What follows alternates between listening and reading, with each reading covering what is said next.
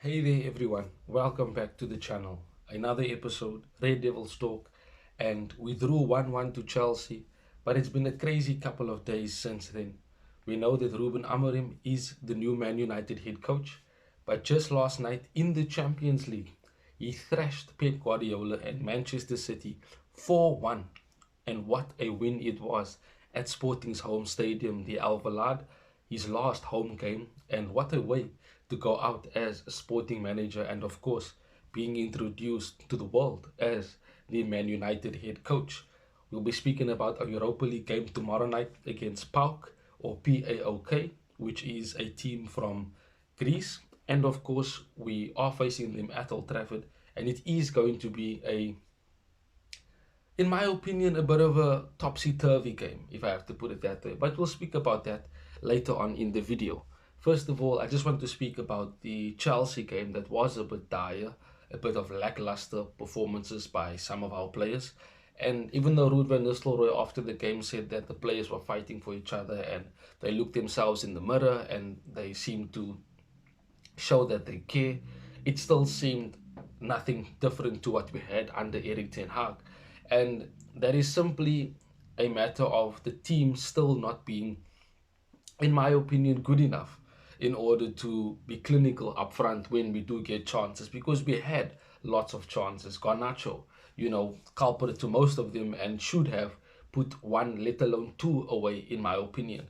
Yes, we scored the penalty, but we should have done better for Caicedo's goal, where he basically was free on the edge of the box, which was such a problem to us last season under Erik ten Hag, and that seemed to have followed us into this season.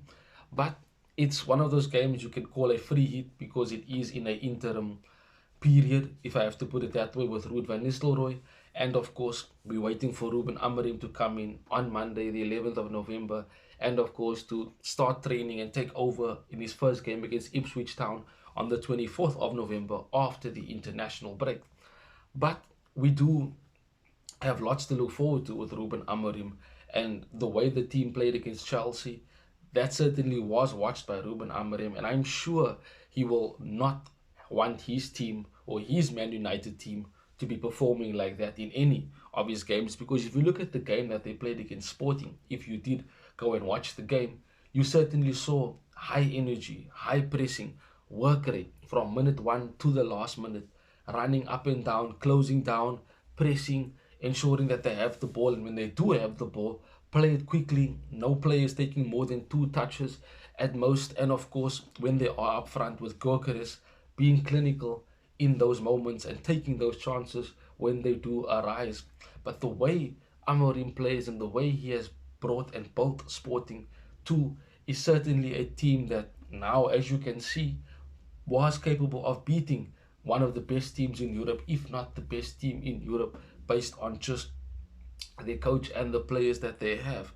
But that in itself must not be a lost sight for us, because we certainly need to know that it will take time for Amorim to build a team like that at Man United, and the players that currently are in the squad are supposedly better than the Sporting players, but they will not be able to play at that intensity for 90 minutes. They do not have it in them. We've seen it, how players give up, how they choose not to run at certain times, and these are things that need to change under Ruben Amorim. There needs to be a change in the way these players approach games and the way they approach the manager or the coach. Now with Ruben Amorim that will be in charge, they need to buy in 100% into what he is basically going to bring into the club, because the Sporting players last night showed what is possible when you do play to Ruben Amorim's tactics 100% and believe in what he brings into the team as a footballing structure. So that in itself is exciting to look forward to, but we will see more of that, when he does come in and start doing his work as Man United head coach. Now, of course, tomorrow night, as I said, in the Europa League, we play Paok, and they are second in the Greek National League, and of course, they are 30th in the Europa League in terms of the log and how it is. So in a sense, in that regard, we should get a win. We should win. I mean, it's self-explanatory. We need to win because we don't have a win in Europe for almost a year. So tomorrow night provides an opportunity for us to go out there and get a win at Old Trafford. And you could put it into a similar level like we were playing against Barnsley, against Leicester City in the Carabao Cup. But this still should be a game where we should perform well, where we should score goals first and foremost, because that is the problem that we have in our team. And of course, we need to get a win in Europe. We need to get a win to at least to be one of the 24 to qualify for the next round of the Europa League, because we do need to look at the Europa League as a competition that we can win. I said that in our previous Europa League preview, and Amorim certainly will come in and will look at this competition as a competition that he potentially can go on to win, and of course have a route into the Champions League. Now for me, even though we're up against Paok, and one of the players that we will be up against is Shola Shoretire, which is one of the Manchester United Academy graduates and went on to go, sign for the Greek team, and of course now will be coming back to Old Trafford for this game. But as a team as a whole, we certainly should be dominating this game and should be winning this game comfortably, if I have to be realistic and truly honest, because we are playing at home. We are the superior team. And in terms of the levels, we certainly should be on a much higher level than any team in Greece. Maybe bar Olympiacos, and Panathinaikos and that. But we should be able to dominate this team, especially at home. So for me as a starting 11, I think Ruud should go back to a 4-2-3-1 and have Onana in goal.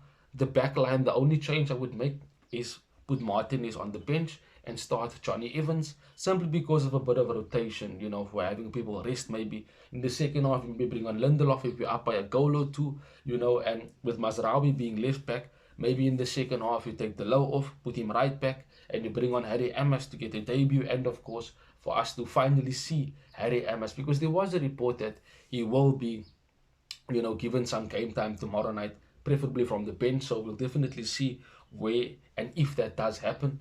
In midfield, I would like to see Eriksen coming to the team so that we can have more ball possession. Yes, Ugarte and Casemiro are very good defensively as a two, and Casemiro is allowed to go forward a bit more because Ugarte covers the space in behind him, but it is not necessary for us to play with two defensive midfielders. We can play with rather another ball-playing midfielder in Eriksen, and Bruno, of course, in the 10, to allow us to have more ball position and, of course, dominate on the ball and create more chances and have an extra creator in the team in order to create chances for us to score goals. On the left-hand side, I would like to see Marcus Rashford start over Garnacho. Give Garnacho a break. He's playing with a strap on his knee. Didn't have a good performance against Chelsea, so that's just the decision I would make. And I hope that Ruben Amorim does the same. Up front, I would like to see Højlund start, of course. Of course, in my opinion, he should be the number one striker and should get another opportunity against Paok tomorrow night. And it is an opportunity for him to get a goal, maybe 2 goals as well, against a team that he should be able to perform better against than he was against Chelsea. And of course, on the right hand side, I would like to see Ahmad come in again for the ball possession sake, for us wanting to control the ball, create chances, and have another creator in the team. Ahmad should start on the right hand side, in my opinion.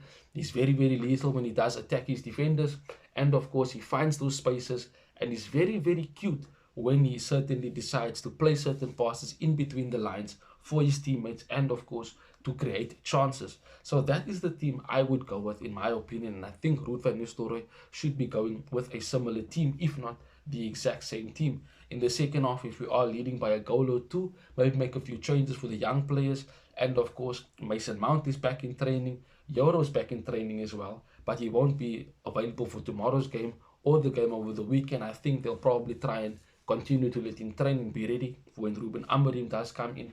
Malacia is training and getting much more fitter, and certainly will feel like a new signing under Ruben Amorim, especially with the different tactics and formations that Ruben Amorim will bring in. So tomorrow night's game simply should be a win, in my opinion. We should break that little Taken record of not having won in a year in Europe, and certainly it does provide an opportunity for us to go out there, perform, entertain, score goals, and of course start building some momentum for when the new head coach Ruben Amorim does come in.